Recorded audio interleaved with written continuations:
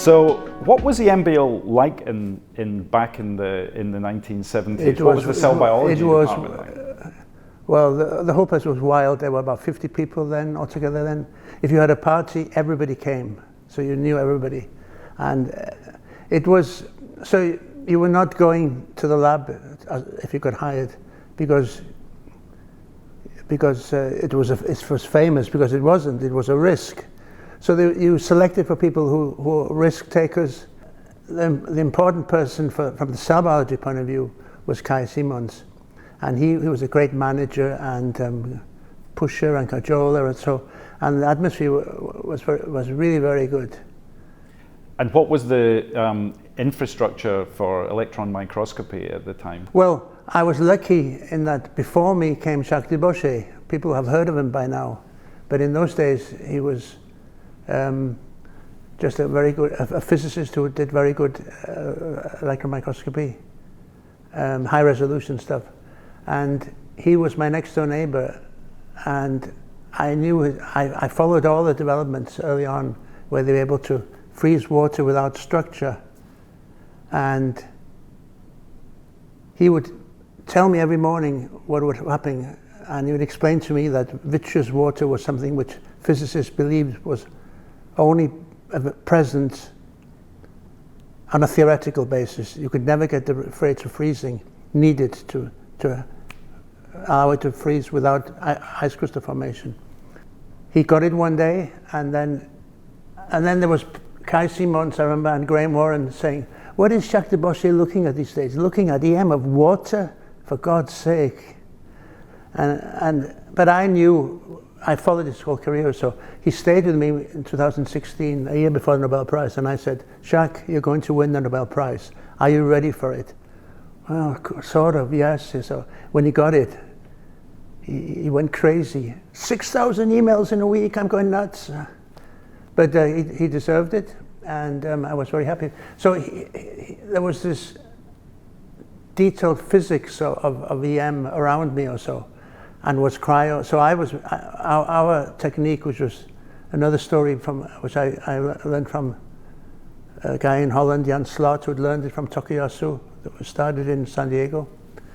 That was a much more simple, theoretically simpler method, but the trick was to put tissues in sucrose, freeze it in liquid nitrogen, section it, and do antibody labeling with it. And the story is interesting. I wanted to go to a meeting in Canada, Toronto, and in those days you didn't ask John Kendrew, you asked the head of the administration, who was then Bernard Bach. He would ask Kendrew, and I was then on probation after changing groups. "No, he should get on with his work." And I said, "I'm going to ask him." And everybody said, "Don't be crazy, you're nuts." And I knew he was a kind of a shy person, so I knocked on his door and I said, "I would like to go to this meeting." "Well, I suppose you can go, just tell Bernard Bach." It took a few seconds. And in this meeting I saw the first presentation of this new method by Tokuyasu, and it was just amazing. I couldn't get near him. There was a crowd of people around him or so, but I knew that's the technique I want. I've been trying other inferior techniques. And then I go back to the lab, and Daniel Louvart had just started. It's just come from the same lab as Tokuyasu, John Singer's lab. And he said, "Jan Slot in Holland has just come back from that lab, and he's learned it from Tokuyasu, the only one who really learned it." And within 2 weeks I went up to Holland and learned it from his technician, Gareth Griffiths. And then I went all over the world teaching this method, and it was no problem to stay on. And then with Philipson I got tenure. Can you explain in simple terms what the method was and why it was so important? What it enabled you to do you couldn't do before? So in 1973, Tokuyasu had introduced putting sucrose into the tissue after fixing it. And what he didn't know then was that this allowed you to vitrify the whole tissue, because there's no ice crystal, there's not much water in there, in liquid nitrogen, which is not, cryo-EM people would not go near it. They would do ethane or propane. And but then what he did with the sections was 73 was not so nice. You couldn't see. You had to use ferritin, and you couldn't see the ferritin if you contrasted the sections or so. But in this method, he'd used a little trick called, we're using methyl cellulose. It was just a small little trick which allowed you to see the structures beautifully and ferritin labeling of antibodies, which was a speciality of John Singer, which is why he brought him to San Diego or so. And it's a simple method now, it's used all over the world or so. And I was just lucky to be the second person to have learned it from him. And we had, within a year, we had a course on it, which is crazy in a way. And Debauche was always in the background with the physical understanding of it, and we did some papers together. And then I applied that then to look at virus transport. What was really good about EMBL cell biology in those days was that we would address a problem by using different techniques, immuno-EM, immunofluorescence, fractionation, biochemistry, all on the same problem. And the first big paper we had together, which was in the Journal of Molecular Biology, because Kendra wanted to try and push it, had Graham Warren, Daniel Luvat, myself, Brian Burke, and there was people that made really good antibodies. So these are things which we regress these days. Not enough EM is done, not enough antibody labeling, and people buy antibodies from companies which had a lot of junk in there or so. So the quality was really high. EMBL, I think, really played a huge role in promoting cell biology in Europe. It was really a focal point, right. And Kai, of course, is right. And you were part of that original. Well, we had team. I had 40 years overall of teaching this EM and stereology method of quantifying, or so, which we have every year. We have one this year in Oslo. We had an EMBL course in EM, which got more and more sophisticated, but we also had a big cell biology course, which was all of the groups in cell biology, between 7 and 10 groups, and 42 students. It was a huge EMBL course. And we would have 2 to 3 day symposium, and all the big shots would come. They would never say no. It was really, we had the concentration for membrane traffic that there was nowhere else in the world. So people like Pallaди, Gunther Blobel, Jim Rothman, and you name it, Randy Sheckman, all the Nobel Prize winners. They were not all of them were Nobel Prize in that time, but top people in the field would come. But there are so many people who later became top cell biologists took this course. It was a great course, and so each group would take 6 to 8 students, and one would be working in microtubules, one would be doing EM, one would be doing polarized cells, things with Kai, etc. So endocytosis with Sean Grimberg. And it was an outstanding course. So, how do you see the future of cell biology developing? You've been in the field, you've seen the subject grow up over 4 or 5 decades. I'm very critical. Where do you see it going? I'm very critical now because the structure of the cell in cell biology, the textbook picture is an electron microscope picture, but more and more people. I collected 7 of my 6 other EM specialists in 1993, and we wrote a review saying that in the immunofluorescent era of membrane traffic, people were using immunofluorescence and light microscopy where they should be using EM. I mean, light microscopy and fluorescence is essential precursor to the EM or so, but we're not doing the EM. Less and less people, and 20 years later I'm writing another review to complain about it. It's ridiculous. But I've also been in the nanoparticle field. I changed fields when I went to Oslo in 2009. And that's chemists doing cell biology, and it's a disaster. And I collected my old friends together to write a big review in a nanoparticle journal, basically saying that the cell biology was substandard, really substandard or so. So, and a lot of people are doing now only microscopy or fluorescent microscopy. They're not using in biochemistry as much as they should. In cell fractionation, in vitro assays, gone. So it has to change. Why do you think it's changed that way? when confocal microscopy came in, this colourful world was open to them, and they could fiddle the signal to get them in the same place together or so. It was just, and people are still enamored by it or so. It's a great technique. And super resolution now is taken over as another fantastic technique or so.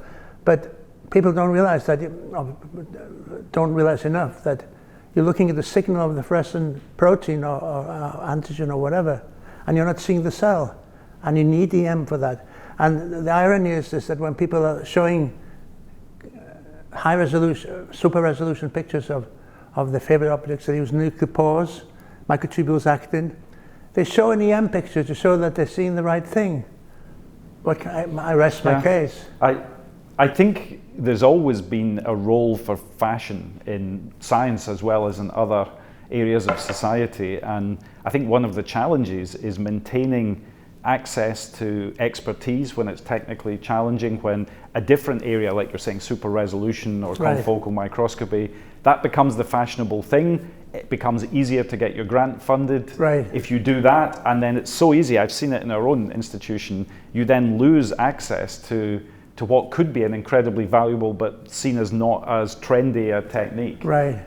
So potentially that's another of the functions that EMBL can have, which is to preserve. It was natural in those days. We were coming in the shadow of Palladio and Duduve and Albert Claude, who got the Nobel Prize in 1975 for work they did in the 50s and 60s. Fractionation, biochemistry, and then the streptolysine O to permeabilize cells was a fantastic method. It's just disappeared. Nobody's using it anymore. So you have a clean system in which you're only hitting the plasma membrane. The alternative is to use detergents like saponin or digitonin, which is going inside the cell. But this is only staying outside and making holes in the plasma membrane. Things like calcium stores inside are not touched. And we looked at transport from the ER to the compartment between the ER and the Golgi, and to the Golgi with a coronavirus protein in 1994, I think it was, or so. But so reagents, tools, which were really good. But you know, one of the exciting things where perhaps electron microscopy can really be seen to be making a revival is this bringing together this convergence of structural biology with cell biology, where you get the resolution to actually resolve in the microscope structures of molecules and see them in action. Is that something that excites you about the future? Well, cryo-EM now, that's because, even Jacques admits, it's become a single particle has become a bit boring because everybody's doing it or so. But using cryo-EM to look at cells, at the moment it's the thin parts of cells and the different tricks to section them and stuff. That's exciting because in our kind of EM with cryosections or plastic sections, we have to use fixatives and things which we don't know what is happening to the cell. But cryo-EM is just vitrifying them, and you can see the things underneath the plasma membrane. You cannot localize them, but that's there's so many things to do with that technique. That's really exciting. But just doing single particle EM, I don't find it very exciting. What I noticed over the years in EMBL is that the X-ray crystallographers were never interested at all in anything to do with cell biology, and cell biologists are not technically good in X-ray crystallography. One exception was Steve Fuller, who died about 10 years ago of ALS. Unfortunately, he was one guy who was familiar with both. There were very few people who are comfortable in top-level cell biology and top-level X-ray crystallography, protein structure. So Gareth, looking back at your time working at EMBL, what do you remember most fondly about your time here? What were your highlights from your time at EMBL? Having very good people in the group, and in the last 10 years we worked on tuberculosis, bacteria, that family of bacteria. So working together with brilliant people, just going to the office and saying, what about this? And then they would come back to me and say, no, we should do this and this and this. The technicians were brilliant, and they would go around and say, where did you get that from, that antibody? I got it from over there.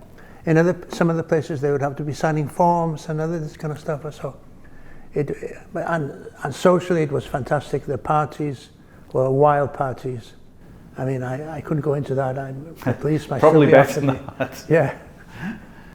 Yeah, I think that feeling of a can-do environment where you can just bring together people and let them try to innovate and work together closely is... And then you see them in a meeting 10, 20 years later or so, and you're as close as everywhere. It's a thrill, and there's so many of them or so, yeah. Yeah, so it's been a great place for building networks that have continued to support our careers. And I think we shouldn't finish without also highlighting the important role you've played in the Alumni Association of EMBL. That was a great pleasure. So I mean, with Mernush and the rest of the team, and it's fantastic.